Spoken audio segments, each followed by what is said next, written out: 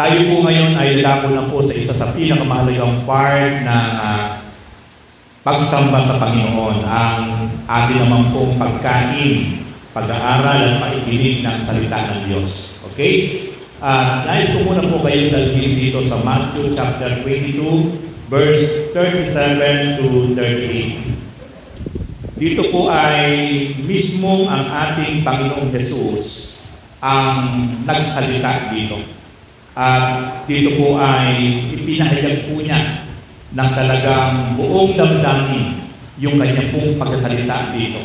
At ito po yung talagang pinakananais ng ating Panginoon. Ang bawat isa po talagang lalapit at susunod sa kanya ay ito po ay magawa ng bawat isa. Ito po ang sinabi ng ating Panginoon from the book of Matthew 22 verse 37 to 38.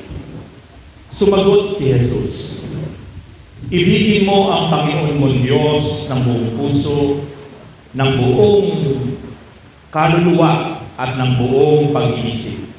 Ito ang pinakamahalagang utos.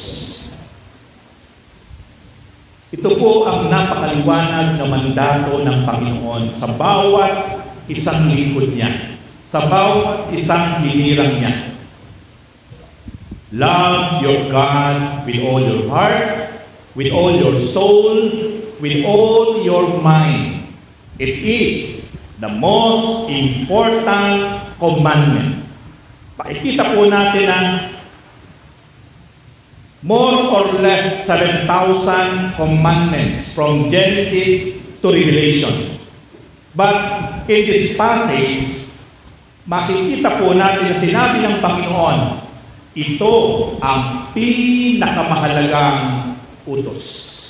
So, kapag po ba lang itong utos na ito ay talagang nagawa, na i-apply natin, halos lahat ng utos sa buong compilation ng Bible ay masusunod natin. Because it is the most important commandment according sa sinabi ng ating Panginoong Jesus. Okay? Kaya po, sa umaga po ito ay ang pamagat po ng ating pakikinggang mensahe ay aking pong pinanggatang bakit nais ng Diyos na ibigin natin siya. Bakit nga ba? Ito po ngayon yung aalamin po natin according the Holy Scripture. Bakit nga ba nais ng Panginoon na ibigin natin siya? Nais ko po ipaalam sa inyo mga kapatid, hindi po tayo, hindi po ang tao ang unang umibig sa Diyos. Ang Diyos po ang unang umibig sa atin. But this passage in the book of Matthew chapter 22 verse 37 to 38 ay napakaliwanag po binabanggit ng Panginoon. Ibigin ninyo ako ng inyong buong puso, buong kaluluwa, at buong pag-iisip sapagkat ito ang pinakamahalagang utos ng Diyos. Okay? Puntahan po natin ngayon yung ating pong sasagutin na tanong. Sa ating pong topic, bakit nga ba nais ng Panginoon na ibigin natin siya? Ano nga ba ang dahilan? Bakit ninanais niya ng bawat isang nilikha niya na tao, kabilang po tayo doon, ay bakit naghahangad siya na hindi lang po basta-bastang pag-ibig, sapagkat ang hinahanap ng Panginoon na pag-ibig ay with all your heart, with all your soul, and with all your mind. Buong puso, buong kaluluwa, buong pag-iisip. Sapagkat maraming tao iniibig lang ang Diyos ng buong isip. Hindi po mula sa puso, hindi po mula sa kaluluwa. So makikita po natin na napakalalim ang nais na pag-ibig natin na dapat gawin sa Diyos. Sapagkat magmumula sa ating puso, magmumula sa ating kaluluwa, at magmumula sa ating pag-iisip. Kaya kung ating pong pag-aaralan, iba po ang level ng pag-ibig na hinahanap ng Diyos sa ating lahat. At dito po makikita po natin in the book of John chapter 21, verse 15, si Peter po ay tinanong ng ating Panginoon. That time, isa po sa alagad ng ating Panginoong Jesus ay tinanong po siyang personal ng ating Panginoon. Puntahan po natin yung John 21 verse 15b. Sabi po dito ng Panginoon, that time ang pangalan pa po ni Peter dito ay Simon. Hindi pa po siya Pedro. Simon pa po ang kanyang pangalan.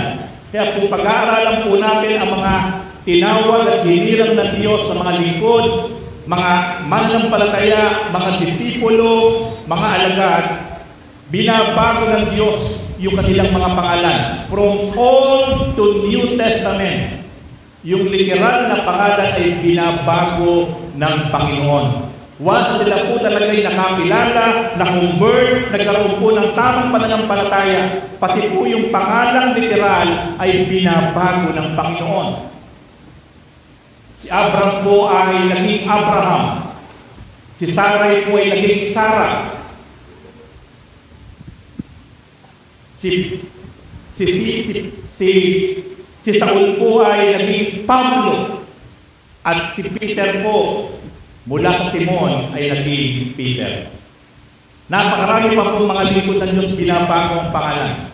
At dito po, sabi po dito ng Panginoon kay Simon, Simon, anak ni Juan, iniibig mo ba ako ng higit kaysa mga ito?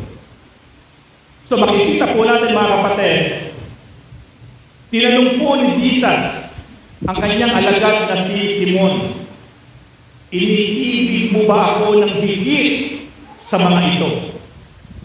Makikita po natin, ito po ang isang qualification na gustong makita ng Panginoon sa bawat isang taong sumampalataya sa Panginoon, na kung anuman ang meron siya, anumang bagay ay pinagkatiwala sa atin, dapat above all, higit sa lahat, hindi yung mga bagay na meron tayo, hindi anuman sa mga bagay na pinagkatiwala sa atin ng Diyos, dapat higit sa mga ito, mas priority nating minamahal, iniibig ang Panginoon. Ito po ang hinahanap na pagmamahal ng ating Panginoong Jesus. Nang tanungin niya si Peter, Simon, iniibig mo ba ako ng higit sa mga ito? At ikalawang tanong, inulit ng Panginoon ang kanyang tanong kay Simon. Sa John 21 verse 16, muli siyang tinanong ni Jesus, Simon, anak ni Juan, iniibig mo ba ako? Sumagot si Pedro, opo, Panginoon, nalalaman ninyong iniibig ko kayo. Ani Jesus, pangalagaan mo ang aking mga tupa. Sa ikalawang kakataon, ang tugon ng ating Panginoon nung marinig ng ating Panginoon kay Simon, opo, Panginoon, iniibig ko po kayo. At ang sabi ng Panginoon kay Simon, na parang ganito ang sinasabi niya, kung talagang iniibig mo ako, pangalagaan mo ang aking mga tupa. Mga kapatid, napakahalaga po sa ating Panginoon ang mga tupa. Hindi po ito tupang literal. Ito po yung mga taong dating walang pananalig sa Panginoon at nagpasimulang makakilala sa Lord, tumanggap at nakakilala sa Panginoon. Ito po ang tinutukoy na tupa ng Panginoon. Ang bawat isa po sa atin ang tupa ng Panginoon. At kung talagang iniibig mo ako, Simon, sabi po ni Jesus kay Simon Pedro, alagaan mo ang aking mga tupa. Kaya mga kapatid, ang bawat isa po sa atin ay may mandato ang Panginoon. Alagaan po natin ang mga tupa ng Panginoon. Hindi lang po ang mga pinagkatiwalaan ng Panginoon. Dapat po tayo ay compliment lahat na nagpapahalaga, nangangalaga, nagpapalakas, nag-i-encourage sa bawat isa. Encouraging to one another, strengthening to one another, sapagkat napakahalaga sa Panginoon ang bawat isa po sa atin, sapagkat tayo po ang tupa ng Panginoon. Dapat tayo po ay nagpapalakas, nag-i-encourage ng bawat isang mananampalataya, sapagkat yan ang sabi ni Jesus sa kanyang lingkod na si Simon, kung talagang minamahal mo ako, Simon, alagaan mo ang aking mga tupa. Kung talagang minamahal mo ako, Simon, anumang bagay na meron ka, dapat higit dyan, ako ang first priority mo, minamahal. Yan po ang nilinaw ng ating Panginoon kay Simon Pedro. At sa ikatlong pagkakataon, tinanong sa uli ng ating Panginoon. Pangatlong uli sa tinanong siya ni Jesus, Simon, anak ni Juan, iniibig mo ba ako? At sa pagkakataon po ito, nalungkot si Pedro sapagkat makaito siyang tinanong, iniibig mo ba ako? At lumagot siya, Panginoon, nalalaman po ninyo ang lahat ng bagay, nalalaman ninyong iniibig ko kayo. Sinabi sa kanya ni Jesus, pakain mo ang aking mga tupa. Yung una, higit sa lahat na meron ka, ako ang iyo higit na pahalagahan at pili. Pangalawa, kung totoong iniibig mo ako, Simon, alagaan mo ang aking mga tupa. Sa pangatlong pagkakataon, sabi ng ating Panginoon kay Pedro, kay Simon, pakain mo ang aking mga tupa. Kung talagang mahal natin ang ating Panginoon, nais niya ng bawat isang mga mananampalataya, maging part po tayo ng tayo pinagpapakain, spiritual feeding. Ang tinutukoy po diyang pagkain, higit sa lahat ay yung pong pagkain spiritual. Dahil po, tayo po bilang mga mananampalataya, nagiging instrumento po tayo ng Diyos. Mula po sa ating mga sarili, dapat po nagpipil po tayo. Nagiging daluyan po tayo ng tinatawag na spiritual food na walang iba kundi ang makapangyarihang salita ng Diyos. Ito po ang isang dahilan kung bakit kami po mga pastor ay patuloy pong walang lumay, walang hinto, consistent, na patuloy po talagang dapat kailangan namin pinapakain ng salita ng Diyos sapagkat ito po ang isa pong kabilin-bilinan ng Panginoon sa kanya pong alagad na si Pedro. Hindi lang po sa kanyang alagad na si Pedro, kundi bagkos ang bawat isang hiniran niya, ang bawat isang tinawag niya na kailangan po talaga, isa po namin talagang primary goal sa aming po mga buhay ay huwag po namin hahayaan na patuloy po kami ay tatamarin na magpapakain ng spiritual food na masustansya na siyang magiging daan ng kalakasan, kalusugan, kalaguan ng bawat isang mananampalataya. Ito ang ikatlong pagkakataon na sinabi ng Panginoon. Kung talagang iniibig mo, Simon, pakanin mo ang aking mga tupa.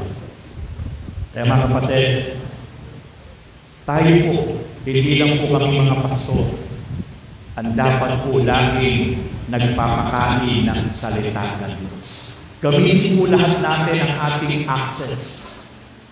Handyan po lahat at meron po tayong Facebook, nakakonect po tayo sa social media. Pwede po tayo lang magpakain ng Word of God.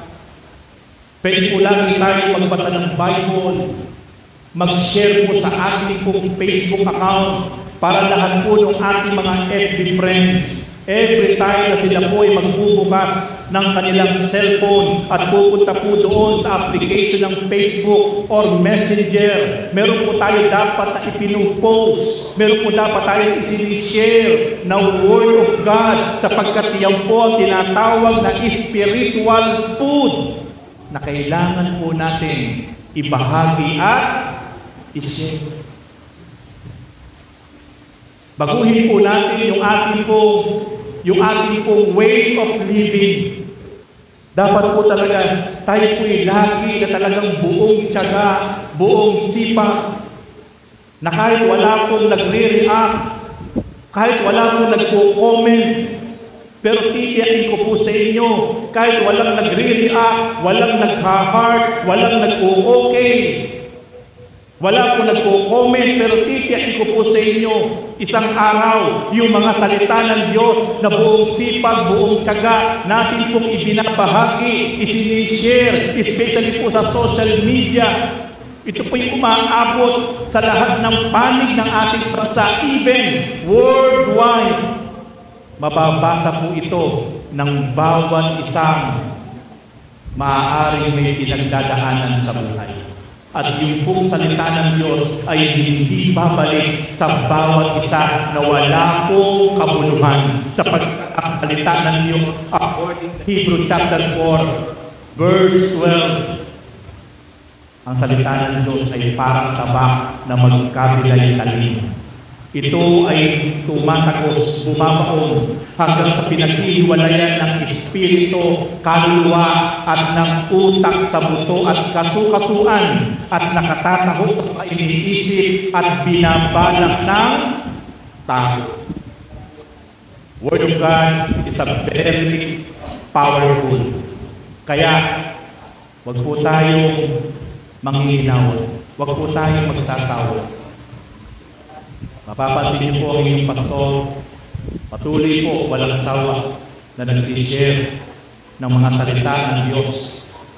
Hindi lang sa YouTube, kundi sa inyong mga Facebook, kundi sa inyong mga Messenger. Kahit minsan parang pakiramdam po namin ay parang walang halaga sa inyo yung mga salita ng Diyos. Pero hindi sa lahat kaya namin ginagawa dahil doon ang sinabi ng Panginoon. Kung talagang mahal mo ako, Peter, Simon, pakanin mo ang aking mga lupa. Especially po ang salita ng Diyos. Kaya pag nawalan po tayo ng gana na magbahagi ng Word of God, kapag nawalan na po tayo ng gana na mag-share ng salita ng Diyos, parang sinasabi na rin po natin na binabaliwala na po natin ang ating Panginoon. Sapagkat siya may sabi ni Pedro, kung talagang mahal mo ako, patuloy mong pakanin, patuloy kang magbahagi, patuloy kang mag-share ng salita ng Diyos. Kaya po mga kapatid, makikita po natin ito po ang pinagananais ng Panginoon sa ating lahat. At sinabi niyang pinakamahalagang utos na ibigin natin siya ng buong puso, buong kaluluwa at buong lakas. Sapagkat ito ang pinakamahalagang utos. Ngayon, alam niyo po mga kapatid, kahit tinanong ng Panginoon si Peter, na kung talagang mahal siya. Bago pa sumagot si Peter, kung talagang mahal siya ni Peter, alam na ng Panginoon kung sino talaga ang tunay na umiibig sa Kanya. Kaya nga sabi ng Panginoon, sa ikatulong pagkakataon, pinaratan ng puso ng Panginoon. Sabi ni Lord kay Peter, Simon, tandaan mo, bago dilaw ang manok, 3 beses mo ako itatatwa. alam na po ng Panginoon kung sino-sino talaga ang tunay na umiibig sa Kanya. Tingnan niyo po, sa 1 Corinthians chapter 8, verse 3. 1 Corinthians chapter 8, verse 3.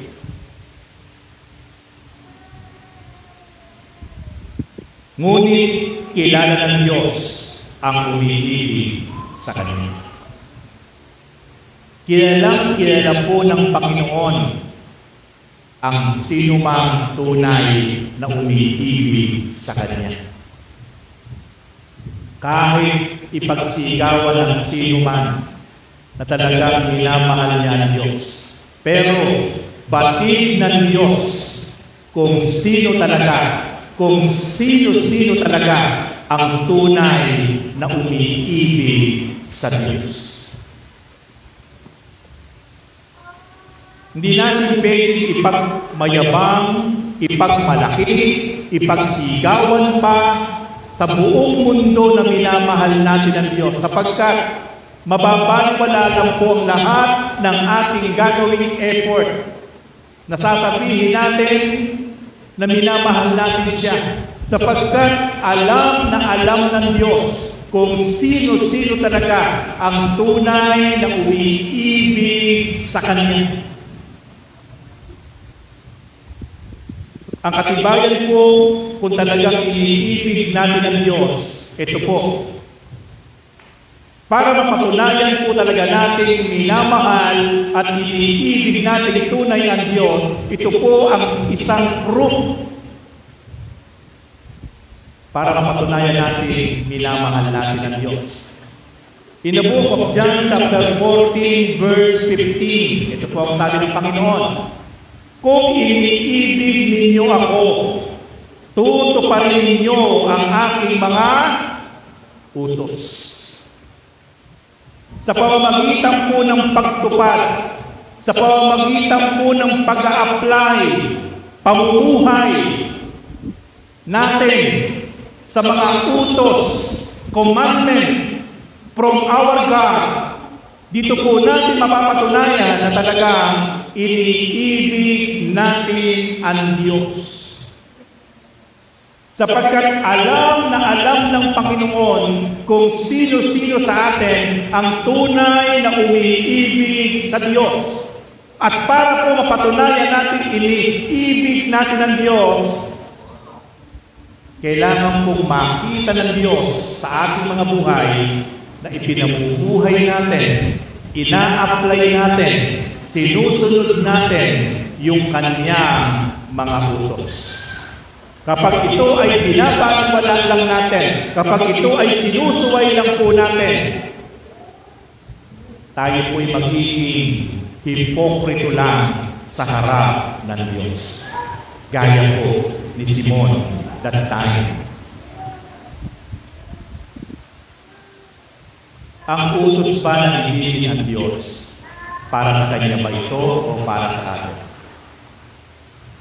Bakit ganito na lang po yung napakatinding pagnanais ng Diyos na mahalin natin siya? Na hindi pa sapat sa pag-ibig, kundi buong puso, buong kaluluwa, buong pag-iisip.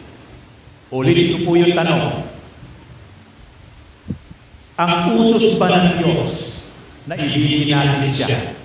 Para sa Kanya yun o para sa atin?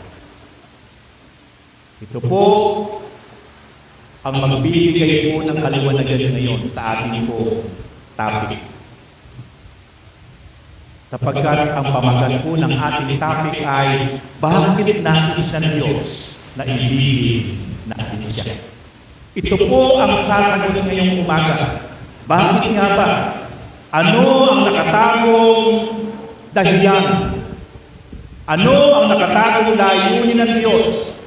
Bakit nais siyang ibigin natin siya ng buong puso, buong kaluluwa at buong pag-iisip? Ano ang dahilan?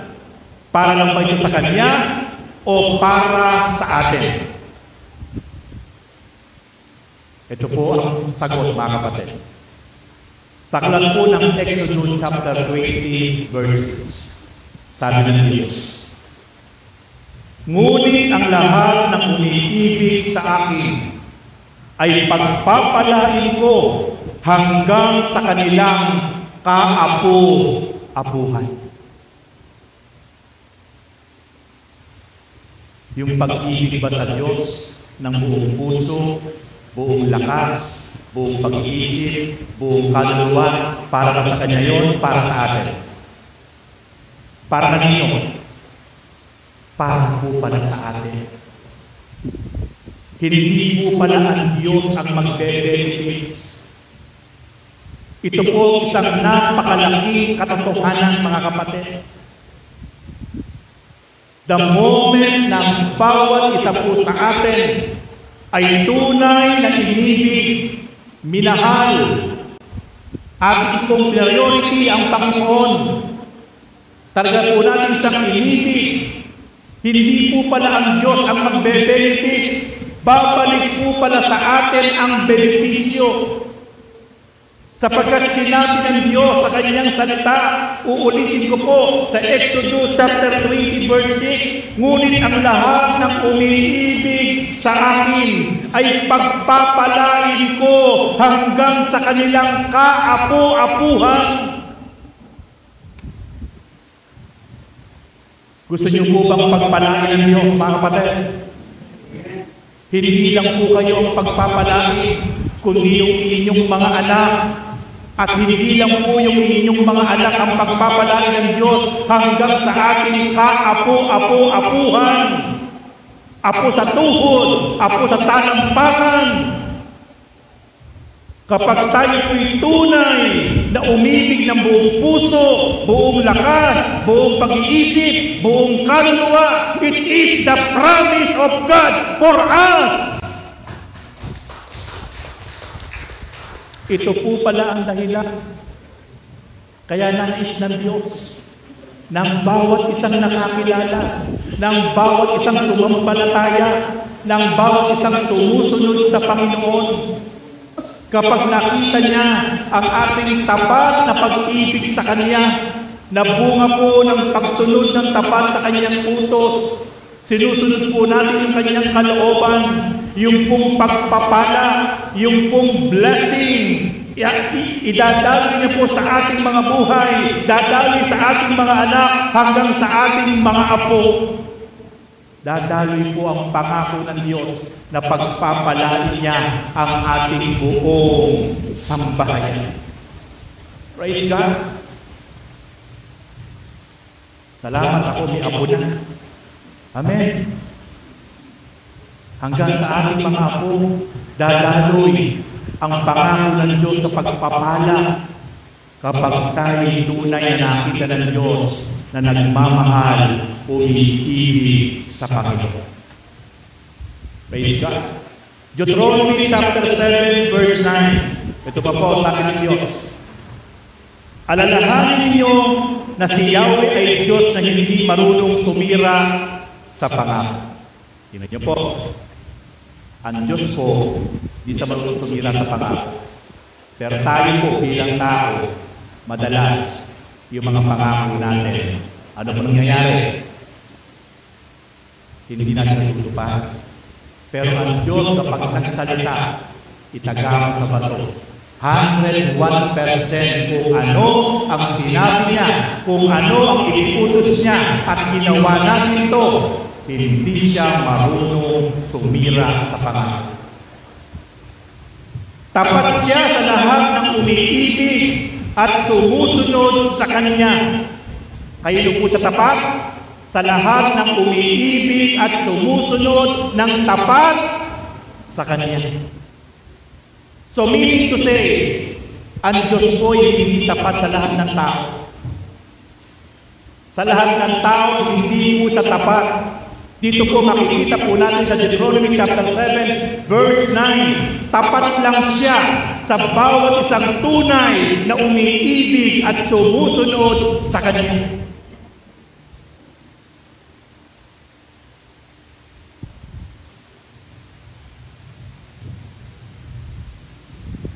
At ipadarama niya ang Kanyang pagmamahal. Ito po, makinig po kayo. ipadarama niya ang kanyang pagmamahal hanggang sa ika-1,000 saling lahi. 1,000 generation. Hindi po niya kaya kalimutan ang magiging mga anak, mga apo, kaapuhan, kapag tayo po bilang mga magulang ay tunay po talagang nag-alay ng padama ng tapat na pagmamahal at pagsunod sa Diyos. Yan po ang naranasan po ng bansang Israel o mga Israelites dahil nakita ng Diyos ang tunay na pag-ibig ni Abraham. Lahat ng descendants ni Abraham, mula po kay Jacob, mula po mula po sa mga hari, mula po kay David, hanggang sa panahon po ngayon, wala pa po 1,000 generations po ang mga Israelita. Kaya po tayo ng mga Israelita ay pakulit-ulit pong sumusubay, pero yung kanyang pangako, tapat ang Diyos sa bawat isang tapat na umiibig at tumutunod sa Kanya. Kaya po yung pagmamahal niya sa kanyang bayan ay patuloy pong nararanasan. Bakit? Kasi po may pangako siya kay Abraham. At nadamay po tayo. Dahil po sa katapatan, dahil po sa pag-ibig na ipinagdaman ni Abraham, pinagpala ang bawat isang bansa na susunod sa Kanya. Nadamay tayo sa pangako ng Diyos kay Abraham. Kaya po dito po makikita po natin mga kapatid, talagang tapat ang Diyos sa lahat ng umiibig at sumusunod sa Kanya. Mga kapatid, patuloy po natin i-treasure yung pag-ibig natin, yung pagmamahal natin, yung pagsunod natin sa Diyos. Ang tunay pong pag-ibig at pagmamahal, higit sa lahat, ang Diyos po ang ating pinapriority. Higit natin mahal ng Diyos sa mga bagay na meron tayo ngayon. Higit natin mahal ng Diyos sa mga bagay na pinapangarap natin. I tell you, my beloved brothers and sisters, ano mang bagay na meron tayo, lahat yan ay mula sa Diyos. Ano mang narating natin sa buhay, kaya natin narating yan dahil sa biyaya ng Diyos. Ano man ang ating nakamtan na tagumpay sa buhay, kung wala ang Diyos, wala tayong magagawa. Dahil sa gabay at patnubay, biyaya, kalusugan, karunungan, kataluyuhan, kaya natin nagawa ang maraming bagay sa buhay natin. Kapatid, huwag natin hahayaan ng mga bagay na meron tayo ngayon, ng mga bagay na pinagkatiwala sa atin ng Diyos. Isang araw, yan din ang gamitin ng kaaway para makalimutan natin. Priority ang Diyos sa ating mga buhay. Ang Diyos ay tapat sa bawat isang tapat at nagmamahal sa Kanya. Nehemiah chapter 1 verse 5, wika mo, O Yahweh, dakilang Diyos, nanginginig kami sa inyong harapan. Kayo ay tapat at tumutupad sa inyong pangako, sa umiibig sa inyo at tumutupad ng inyong utos. Naunawaan ni Prophet Nehemiah na ang Diyos ay tapat sa bawat isang tapat sa Kanya. Naunawaan ni Prophet Nehemiah na ang pangako ng Diyos ay tinutupad niya sa bawat isang tunay, tapat at umiibig at sumusunod sa Diyos. Kaya mga kapatid, mangyayari ang mga pangako ng Diyos sa ating mga buhay. Dadalo ito sa ating mga anak, sa ating mga kaapu-apuhan, kapag tayo patuloy habang namumuhay, habang namumuhay sa ibabaw ng mundo, ay talagang ibig natin, sinunod natin ang ating Panginoong Diyos ng buong puso, buong kaluluwa, at buong pag-iisip. Daniel chapter 9 verse 4, ganito ang dalangin ko, Panginoon, dakila at makapangyarihan Diyos, na laging tapat sa umiibig sa iyo at sumusunod sa iyo mga utos. Si Daniel ay isa talagang tapat na Diyos. Si Daniel ay isa talagang totoong umiibig sa Diyos. Napatunayan niya na talagang ang Diyos na makapangyarihan sa lahat ay tapat sa bawat isang tunay at totoong umiibig sa Kanya. Sapagkat kahit kamatayan, kahit posisyon, kahit magandang pribilehiyo sa buhay, mula kay King Darius, sapagkat si Daniel ay isa sa pinakamataas na opisyales ni King Darius that time. Maraming nangiibig sa kanya, sapagkat nakuha ni Daniel ang loob ni Hari Darius. Napakalapit sa puso ni Hari Darius si Daniel, sapagkat si Daniel po ay isang tunay na tapat na mananampalataya at naglilingkod sa Diyos. Nagmamanifest sa kanyang pagkatao yung kanyang katapatan sa pagsunod at pagmamahal niya at pag-ibig sa Diyos.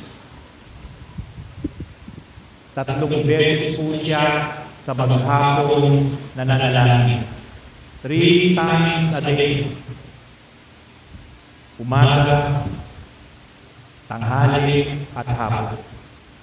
Lagi po niyang gino-worship. Lagi po niyang pinapasalamatan. Lagi po niyang pinupuri. Lagi po niyang pinararangalan. Lagi po niyang ipinapaalala sa Diyos ang kadakilaan ng Diyos sa kanyang buhay. Pero dumating isang araw, may mga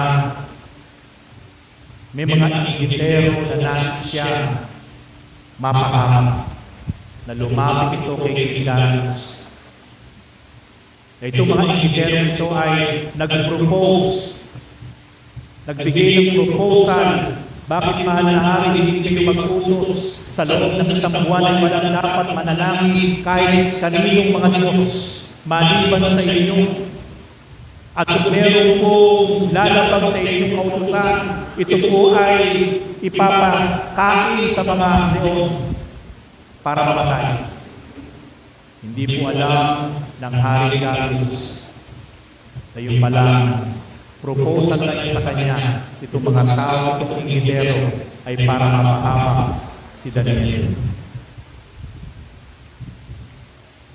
Si Daniel po ay hindi lumabay, na patuloy po nagpadama ng pagsunod, pagmamahal sa Diyos. Kahit merong utos na ay pinagbabawal ang manalangin. Pero siya po ay patuloy na nananalangin, tumatamba, nagpupuri, nagpapadama ng pagmamahal sa Diyos. 3 times a day. Hanggang siya po ay nahuli ng mga tao ito na may masamang balak sa kanya. At kaya siya po ay naipatapon sa kulungan ng mga leon. Pero ang pangako ng Diyos, tapat ang Diyos sa bawat isang tapat sa Kanya. Tapat ang Diyos sa bawat isang nagmamahal sa Kanya. Ni kaunting galos ay hindi nagkaroon ng galos si Daniel nang ipatapon sa kulungan ng mga leon. Kaya sabi ni Daniel sa Daniel chapter 9 verse 4, na-experience niya, naranasan niya ang tunay na katapatan ng Diyos sapagkat siya ay naging tapat sa Kanya. Kaya sabi sa Daniel chapter 9 verse 4, ganito ang dalangin ko, Panginoon, dakila at makapangyarihan Diyos na laging tapat sa umiibig sa iyo at sumusunod sa iyong mga utos. Mga kapatid, kung nais po natin maging tapat ang Diyos sa atin, kung nais po natin patuloy pong maranasan ang pag-ibig ng Diyos sa atin, tayo po'y patuloy pong maging tapat at ibigin ang Diyos ng tapat sapagkat ito rin po ang mararanasan ng bawat isa po sa atin.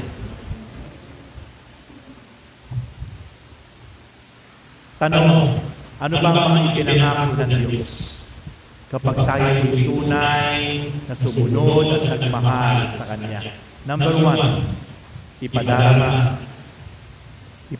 ko ang aking pag-ibig at paggaling. Kapag tayo ay tunay pong sumunod at nagmahal sa Diyos, ipadarama po ng Diyos ang tunay po niyang pag-ibig at paggaling.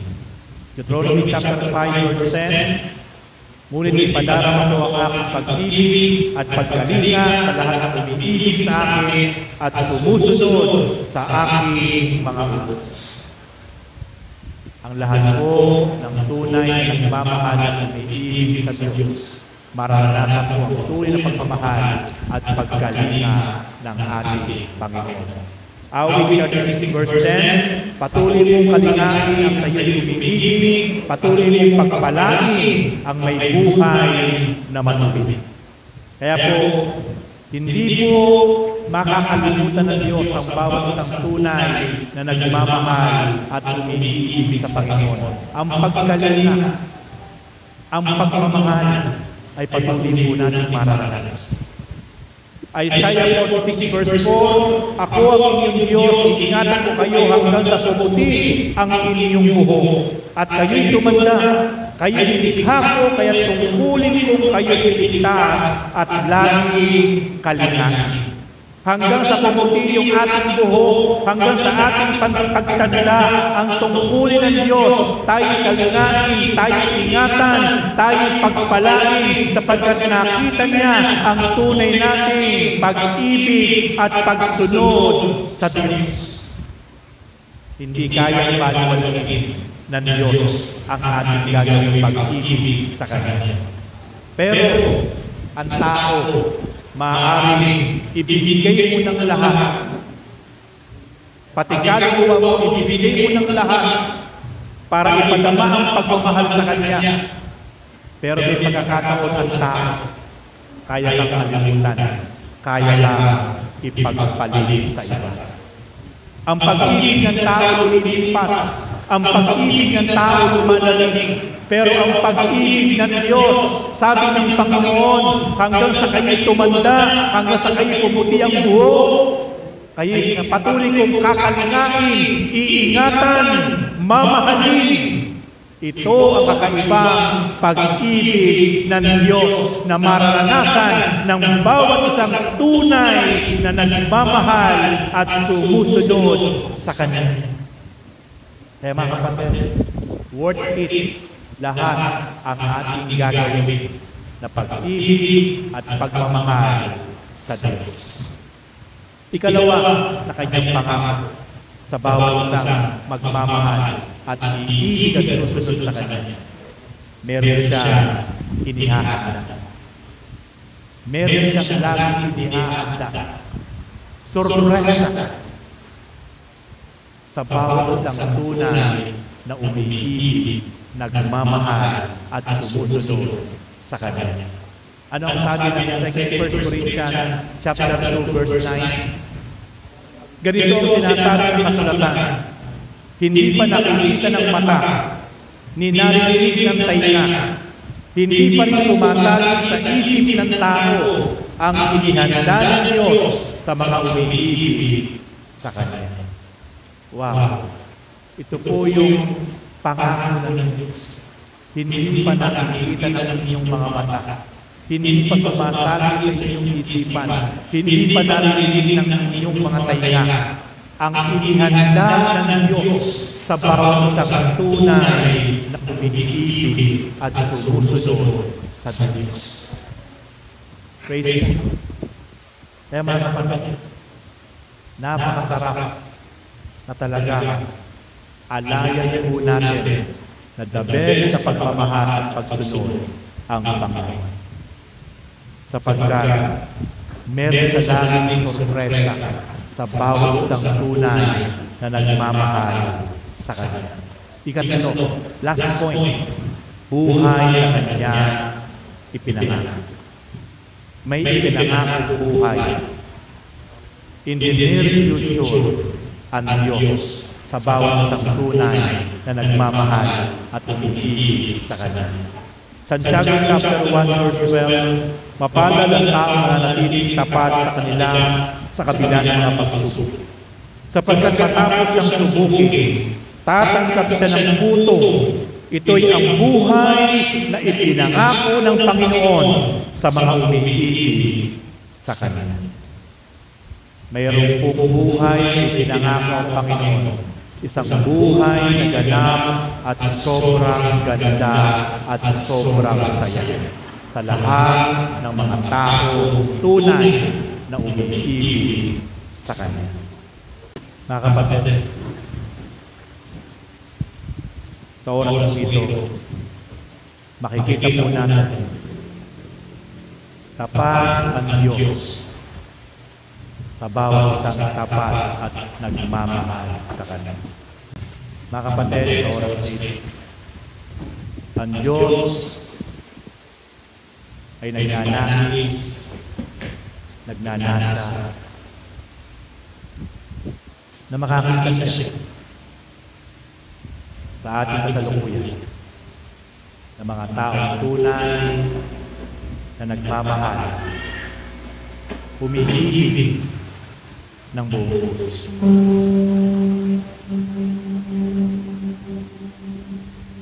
Tapat ang Diyos sa bawat isang tapat na nagmamahal at umiibig sa Diyos. Kapatid, how deep is your love for the Lord? Gaano mo kalalim ang pag-ibig mo sa Diyos ngayon? Kapatid, huwag kang manghihinawa. Huwag kang mapapagod. Huwag kang magsasawa. Ano mang bagay ginagawa mo ng higit sa lahat. At ginagawa mo yan para sa Diyos. Yan ay pagpapadama ng pag-ibig sa Diyos. Kapatid, patuloy mong sundin ang utos ng Panginoon. Sundin mo ang kanyang mga utos, sapagkat yan ang isa na makapagpapatunay na mahal mo ang Panginoon. Patid sa oras nito, ang Panginoon ang may sabi sa aklat ng Revelation, chapter 2, verse 4. Ngunit ito ang pinagdadasal ko sa iyo. Nanlalamig ka na sa akin, hindi mo na ako mahal tulad ng dati.